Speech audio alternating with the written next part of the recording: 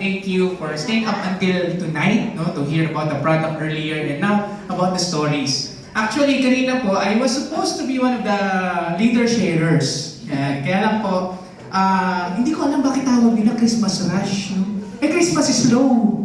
No? Kasi yung 1 hour kong biyahe, 3 hours. Sobrang traffic na ngayon, no? Hirap na because everyone is rushing for the season and holidays. So, tonight, I was told by Jet, Erwin, you have another chance. And that's to share a bit of your product testimonial and also your career here in this platform. So, okay lang po ba na, dahil sabi niya, mga short lang. So, mga 10 minutes. Okay lang po? And 2 hours. Joke lang po. So, first, ako po pala si Erwin, for those who have seen me for the first time. Sino mga bago dito? First time, this is your first time attending. Ayan, okay. Palakpan naman po natin yung mga first timers. And so, ayan, ako po ay from Cabuyao, Laguna, now residing in Laguna. But ako po ay originally from Caloocan, Batang Kankalo. Caloocan, Kankalo. So, ako po ay graduate of education. I studied Bachelor in Elementary Education. Pero after college, minsan talaga mapagbiro ka na. At saka marirealize, gusto kong magturo pero hindi, ayokong kumbaga confined sa 4 na sulok lang ng classroom. Kasi ako po ay gala. So I like going new places, I like meeting new people. So after ko pang graduate, ako po ay napunta na sa corporate. Yan, napunta po ako sa marketing and training na tunay nga po, tulad ng gusto ko, yung you go places. Okay, you are going through areas. Okay. So, how did I come to know Rayway International? Actually, alam ko na po itong kumpanyang ito, even the product, back in 2016. Alam niyo po ba kung ilang taon na dito sa Pilipinas ang Rayway? 7 years. And I was invited bago pa lang magkaroon ng opisina, dito sa Manila. Dahil po, nung bata pa ako, lagi ako sumasali sa mga ganito mga industry, no? Dahil gusto ko pong umunlad ang aming buhay. Kasi ako po ay panganay sa magkakapatid, ang aking pong tatay ay bus driver, ang aking pong mother ay housewife, and wala po sa pamilya namin na businessman. Wala po akong influence na negosyante. Kung meron lang po kami mga kamag-anak na nakaangat sa buhay, they are OFWs. Okay. At kapag padalahan na po ng pasalubong o mga gifts, kami po yung huling nakakakuha kasi una yung mga ibang pinsan. Okay. So, kaya po gusto ko talaga yung mga ganitong opportunity. At nagkaroon na ako ng mga kaibigan in the industry and some of them are nasa medical field din. So, natimbrihan po ako back in 2016 early. Sabi, Erwin, may kumpanyang magbubukas dito sa Pilipinas. Singaporean company. Attend ka doon. So, I attended one of the presentations. It was in Club Filipino sa Green Hills. Yung mga Green Hills po ba dito? Nandun ka dita sa Green Hills? No, nandun is Ma'am Merish. Alam ko, naalala ko natin si Ma'am Merish. Nakita ko kagandahan niya noon. So, I attended there. Nakita ko yung product. The one presented, although yung kanina, 7th edition na. Back then, it was the 5th edition. Tapos narinig ko, wow, stem cells. Amazing, no? Then, I heard the testimonials. Sabi ko, wow, katulad kay Sir Arman, di ba? Imagine yun, gwapong-gwapo. Palakpan naman natin, Sir Arman, who shared his story. Very passionate, ready to share his story po, no? Kaya nang malaman ko po yung presyo, ano yung presyo? Yung ba, hindi pa. Nung malaman ko, sabi ko, ha? Sino naman nasa Katino na bibili ng ganyan kamahal na supplement? Mura pang vitamin C, tama? Luyang dilaw. Malunggay capsule. Noong unang panahon kami ni Sir mo nagdadamo. Pero yung legal po, legal po naman nadamo, yung barley. Okay, yung barley class. So back then, sabi ko, ayoko. Sabi ko, it's not for me. So, anong nangyari po? I turned it down, tinaguan ko na po yung doktor na follow-up sa akin. Erwin, ano gagawin na ba natin to? Erwin, magnegosyo na ba tayo? Now, 3 years. Okay? 3 years mo na, hindi ko na siya dapat sasabi. Ay, para sa akin, pang mga, alta sa siyudad. Okay? But, come 2019, ako po ay na-reintroduce dito sa kumpanyang ito. Kasi yung aking pong dating boss ay kinumusta ako. That time, I already have a family. No? Nung pag single ka at nagtrabaho ka sa corporate, yung income mo, okay ba yan? Tama? More than enough for a single guy. Tama? Nakakatulong pa sa pamilya. But when I started my own family, doon na biglang, ang sahod ko parang cook. Anong cook, sir? Kung hindi sakto, 0. Tapos madalas pa, pagka kinakapos, uutang. Tapos pag sumahod, magbabayad. Tapos ulit-ulit na ulit. Ako po ba? So this time, my former boss, Erwin, kumusta na ang buhay may pamilya? Sabi ko, sir, medyo challenging, ganyan. Now, his invitation to me was, alam mo, may alam akong negosyo na pwede nating pagtulungan. Come and see me. Mag-meet tayo sa may McKinley. So nagpunta po ako sa McKinley. I said yes to the invitation. Nung kayo pinagkikwentuhan, nakita ako sa gilid-gilid yung bote. Sabi ko, yan yung mahal. Hindi ako sasalig dyan. Wala akong pagbili. Tama ba? Diba? Because I was telling myself, one, hindi ko afford yung product. Pangalawa, wala akong kakilala directly na kayang maka-afford ng ganong kalaking halaga. So, I was listening politely, but when yung kanya pong wife, by the way, yung aking pong direct sponsor is our Diamond 3-star, Sir Oliver Valvieja. Okay naman pala pa natin, a good friend of our King. So, when I saw the wife come out, kasi kung naalala niyo po during pandemic times, yung nagsisirculate na picture ni Chris Aquino. Kailangan niyo yung dubog yung mata, payat na payat because of her autoimmune condition. Ganun na po yung condition ng wife ni Sir Oliver before, as I remember. Tapos nung lumabas, ano to? Glowing! Maganda! Tumaba! And then, when she approached me, I asked her, Mama, ano nangyari? Sabi niya, if not for the product, siguro wala na ako ngayon. So doon ako napaisip, sabi ko, siguro mahal, no? Pero kung nakakatulong, maybe it's worth sharing. Tama po ba? And mahal actually is a subjective word. Diba? Pwede halimbawa, mahal sa akin. For example, parking. Yan, si aking partner, Diamond 2-star, may Alianares, palakpan nga po natin. Parking! Pwede ka mag-park dyan sa may diba? Open area sa tapat ng Icom. Tama? Now, one time, sabi ko kay Maya, para di mainitan yung mga products mo sa sasakyan, why don't you park dito sa may 2-Icom? Doon nagpa-park si Sermon. Diba? Maybe sa iba, mahal, pero kay Sermon, can't afford. Diba? That's subjective yan eh. Diba? But the real thing about this product is it's high price, pero it has high standard and high quality. And with that, palakpan naman natin siya dito. Okay, ano na yung product testimonial mo? Okay, so sabi ko siguro maganda nga yung product. So I shared it with people. Kasi nung una, actually, wala po akong pambili. Diba? Sabi ko nga po sa inyo. But we started sharing. And then, when I had the chance na, no, nung una po, ang dami ko kinausap, excited po ako eh. Sa 50 kinausap ko, 48 ayaw.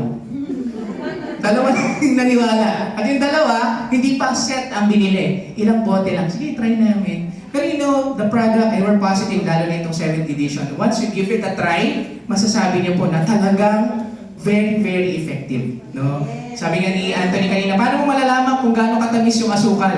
Tikman mo. Okay.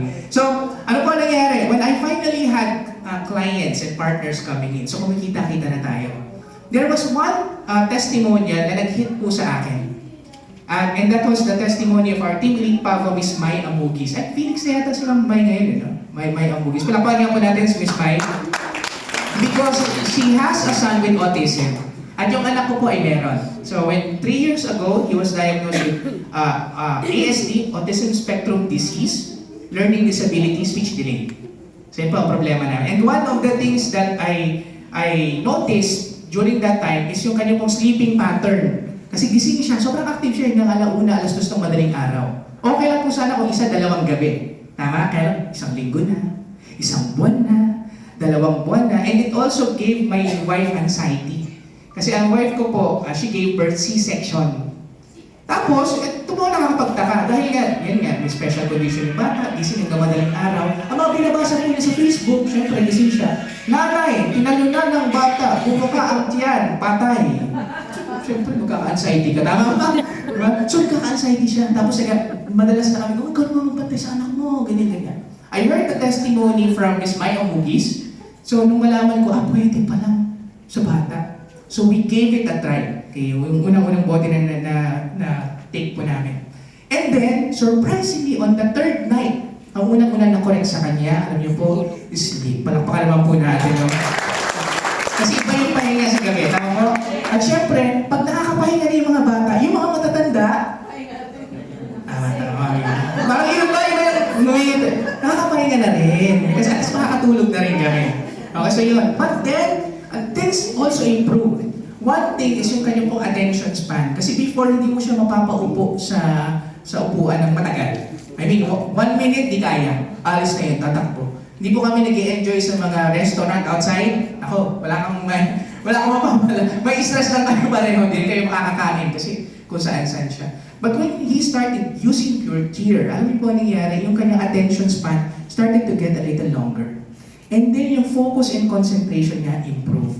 Because we have him attend yung mga ABA, occupational therapy, speech therapy, and then we receive good reports from the therapist niya. Sabi, sir, ang ganda po ng improvement ng anak ninyo. And that's all because of Pure Cheer Placenta. Malaki po talaga ang tulong. Palakpakan po natin.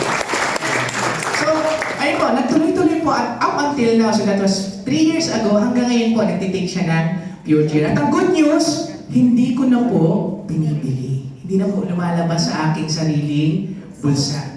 Because there is a business, there is a career in this platform. Now, nakakatuwa pa nga po dahil actually nauna pa yung anak ko kaysa sa akin makapag-try ng product. Siya yung priority ko eh. Back in the days, nung kami po nagsisimula pa lang, and we would talk to clients and partners. Alam niyo po, may dala-dala kaming bote. Tapos ang capsule lang po na laman nun, isa. Pampakita lang. Kasi mahal, di ba? Pag sinabi, ano bang itsura? Ganito po. Ayan. Tapos mambalik na natin, ha? Oo, kasi mali na po. Wala kami parang minimagnan di ba? Ma'am, ganyan po ang itsura. Okay, sige po. Pagka nagtanong, meron ka bang sample dyan? Ay, ma'am, naku, hindi po kasi. So, babalik namin. Tapos pag tinanong pa kami, kayo ba umiinom? Naku, walang kurap-kurap yun. Nasagot namin, oo naman! Kahit hindi pa kami nakakainom ng pulpit. Kasi sa tanong lang naman niya, kayo ba umiinom? Diba? Oo, umiinom. Sandwich line. Pero pag kayo ba umiinom ng Pure during the time hindi ka makasagot, no? Pero alam niyo, I suggest that for you partners po, no? First step po talaga natin, hindi para magbenta ng produkto, no? Kundi magkaroon tayo ng experience. Kasi when we have a good experience, it's easy to share. Tama po? At saka pag may pinuntahan tayong friend ninyo, pagka after your partners, your uplines explain the product, you know what's the next question ng inyo pong prospect? Ikaw ba na-take mo na? And if you have a good story, oh my friend, alam mo, ganito ka nangyari sa akin. All the more they will be, sige nga, maybe it's worth trying. Tama po? Okay.